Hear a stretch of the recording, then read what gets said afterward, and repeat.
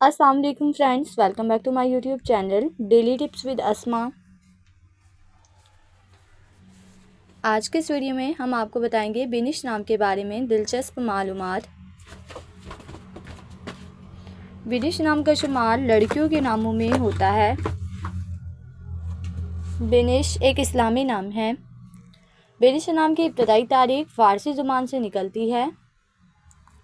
बिनिश नाम की लड़कियों के लिए खुशकिस्मत तमद्दो माना जाता है।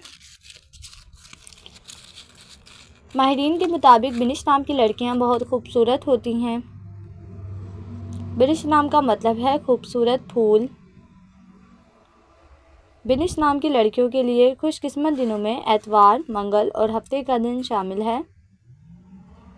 बिनिश नाम के अफराद के लिए मुवाफिक रंगों में हल्का सब्ज, जंगमा और काला रंग शामिल है। बिनिश नाम के अफराद के लिए मुवाफिक पत्थरों में पुखराज पत्थर शामिल है। खुशकिस्मती वाली धातों में हिंसों के हिसाब से तांबा शामिल है। फ्रेंड्स, अगर आप अपने नाम का मतलब जानना चाहते हैं तो कमेंट बॉक्स में अपना नाम लिखें। इंशाल्लाह हम आपके नाम की वीडियो ज़रूर बनाएंगे। Thanks for watching. अल्लाह हाफिज़।